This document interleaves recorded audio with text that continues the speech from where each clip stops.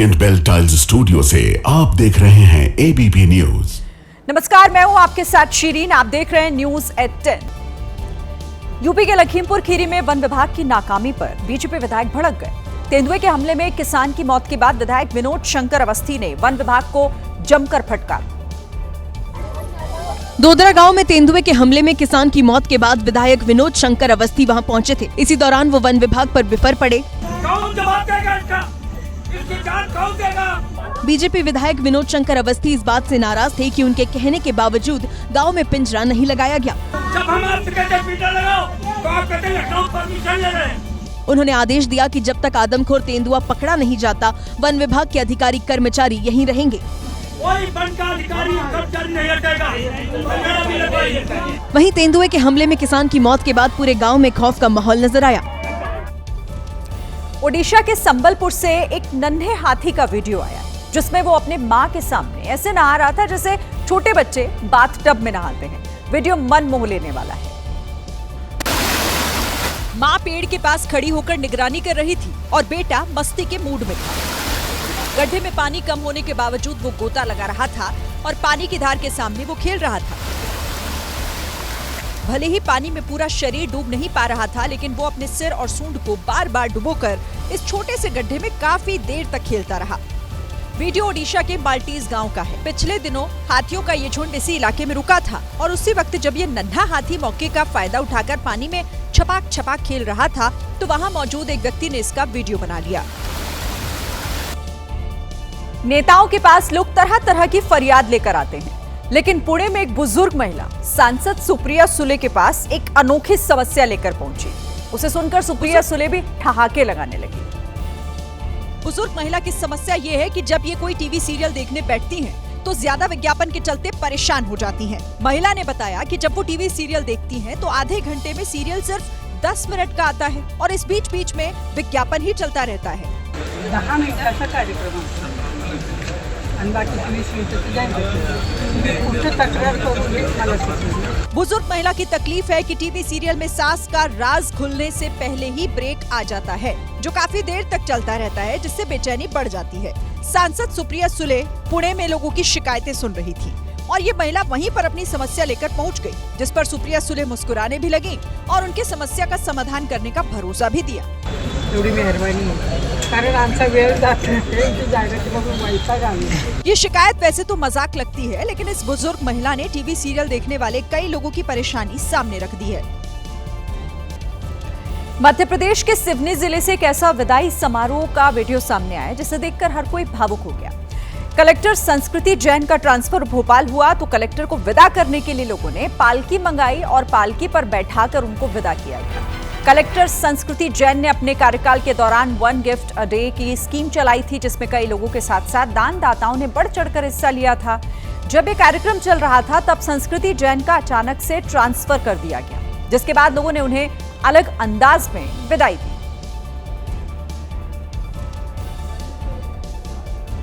मध्य प्रदेश के शिवपुरी में लोगों की सूझबूझ की वजह से एक परिवार की जान बच गई।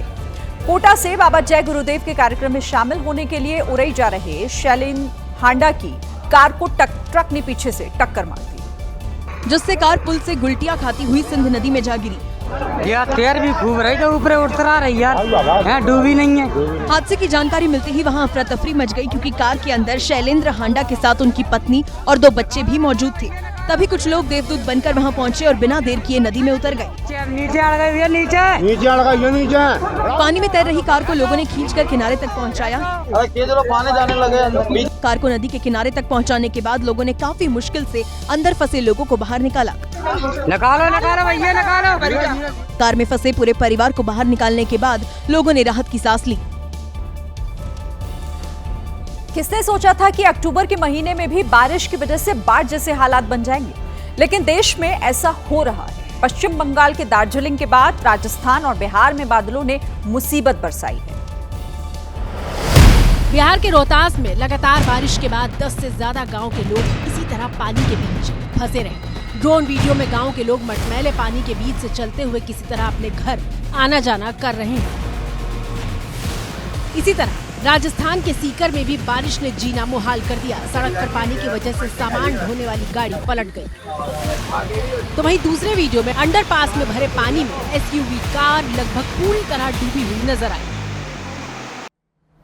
और मैदानी इलाकों में एक बार फिर से मौसम ने करवट ली है। दिल्ली एनसीआर समेत कई क्षेत्रों में हल्की बारिश हुई, तो वहीं पहाड़ों पर बर्फबारी के साथ सर्दियों ने दस्तक दे दी है।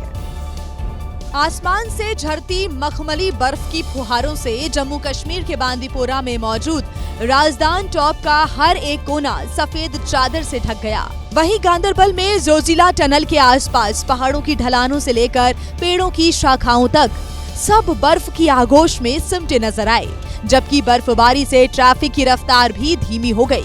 जम्मू कश्मीर के कुपवाड़ा में भी बर्फबारी शुरू हो गई है। वहीं तापमान गिरने से रास्तों पर बर्फ जमने लगी है। इधर हिमाचल प्रदेश के लाहौल स्पीति में बेहद खूबसूरत तस्वीर नजर आई। यहाँ आसमान से बर्फ रुई के फाहों की तरह गिरती हुई दिखाई दी। लगातार हो रही बर्फबारी से रोहतांग दर्रे से गुजरने वाला रास्ता बंद हो गया है।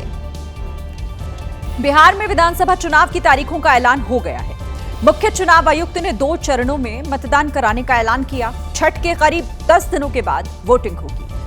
बिहार के चुनाव 2 फेजेस में होंगे। पहले चरण के लिए 6 नवंबर को मतदान होगा।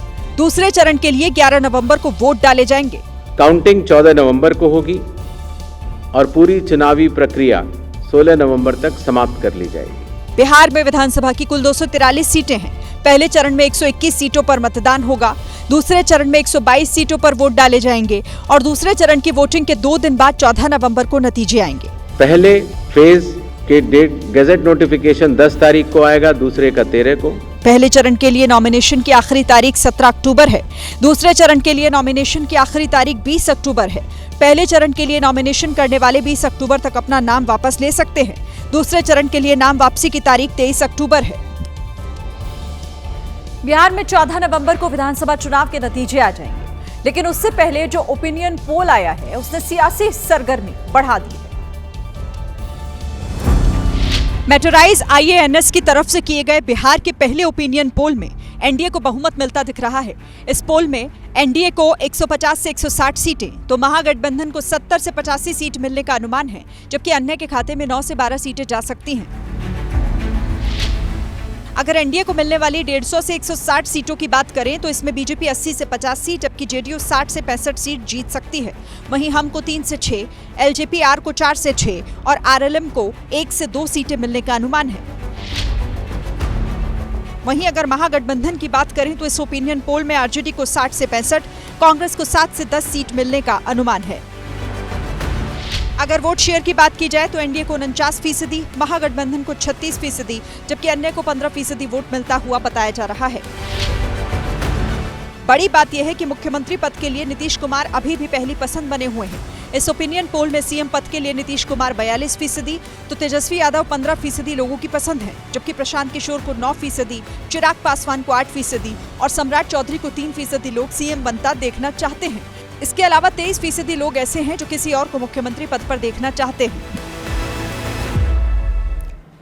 बिहार में चुनाव की तारीखों का ऐलान हो गया है, लेकिन अभी तक इंडिया गठबंधन में सीट शेयरिंग को लेकर घमासान चल रहा है। सीएम फेस पर भी स्थिति साफ नहीं हुई है। तेजस्वी यादव के आवास पर लगातार महागठबंधन की बैठक के बाद भी इंडिया ब्लॉक ने अभी अपने सीएम फेस का ऐलान नहीं किया है, लेकिन आरजेडी का कहना है कि फैसला हो चुका है। जल्द ही आप प्रेस कॉन्फ्रेंस के माध्यम से प्रकाशित किया जाएगा, सब कुछ तय है। वहीं कांग्रेस ने सीएम फेस और सीट बंटवारे के सवाल पर कहा, महागठबंधन में पहले भी प्रत्याशी थे तेजस्वी प्रसाद यादव और अभी भी कोऑर्डिनेशन कमेटी के चेयरमैन हैं, तो इसमें कोई रॉकेट साइंस है? प्रॉब्लम एनडीए में ज्यादा है। कांग्रेस ने दावा किया कि सीएम फेस के साथ जल्द सीट शेयरिंग का ऐलान हो जाएगा। वीआईपी के राष्ट्रीय अध्यक्ष मुकेश सहनी ने कहा, दिक्कत है, सब हो चुका है। अनाउंसमेंट कब तक होगा सर? मुझे लगता है कि परसों ने तो तरसों हम कर देंगे। डिप्टी सीएम आप ही होंगे सर? शुभ शुभ बोलो यार, हम हैं, सरकार बनाएंगे, डिप्टी सीएम बनेंगे, ठीक है। और देखिए, बिहार एनडीए में भी अभी तक सीट का बंटवारा नहीं हो पाया है। इसे लेकर मंथन चल रहा है। बीजेपी के चुनाव प्रभारी धर्मेंद्र प्रधान ने रविवार को सहयोगी दलों से सीट बंटवारे पर चर्चा की।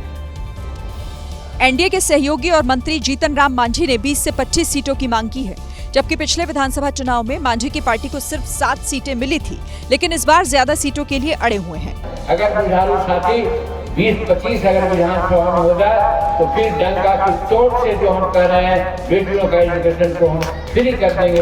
वहीं सीट शेयरिंग के सवाल पर बिहार बीजेपी के अध्यक्ष ने कहा, भारी बहुमत से सरकार बनाएगी। कब तक सीटों का बंटवारा हो जाएगा सर? ये तो केंद्रीय नेतृत्व के पास। जेडीयू के संजय झा ने भी बीजेपी के प्रदेश अध्यक्ष की तरह सीट शेयरिंग पर कुछ साफ-साफ नहीं कहा। सवाल सीट शेयरिंग पर कब तक फैसला हो जाएगा सर? जल्द आ जाएगा। सीट शेयरिंग पर कब तक फैसला हो जाएगा सर? जल्द आ जाएगा। विधानसभा चुनावों की घोषणा से कुछ घंटे पहले बिहार को बड़ी सौगात थी।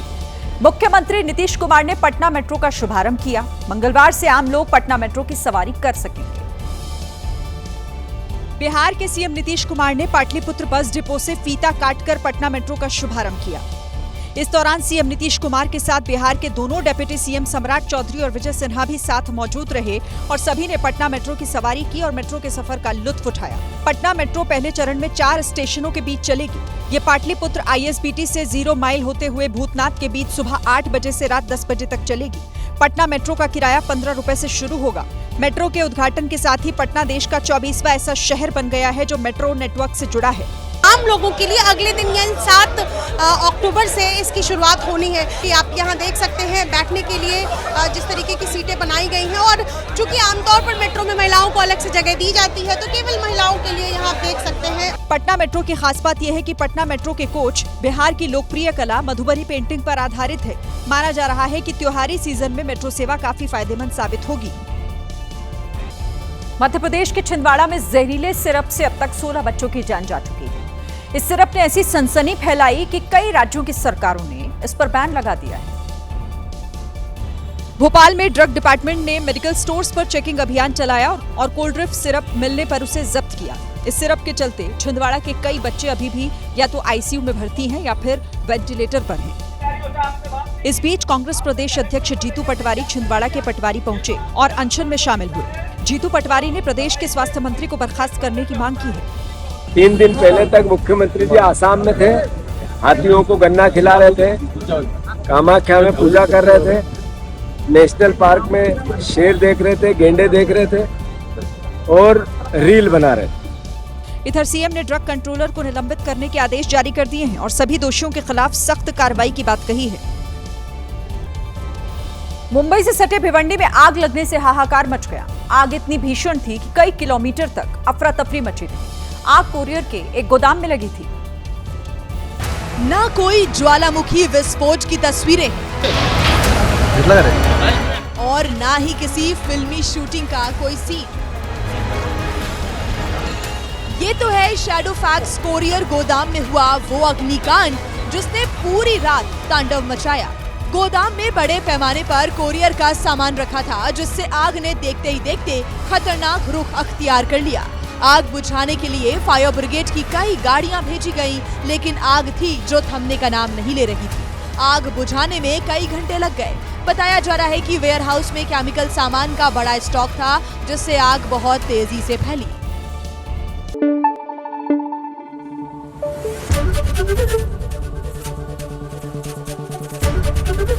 एबीपी न्यूज आपको रखे आगे।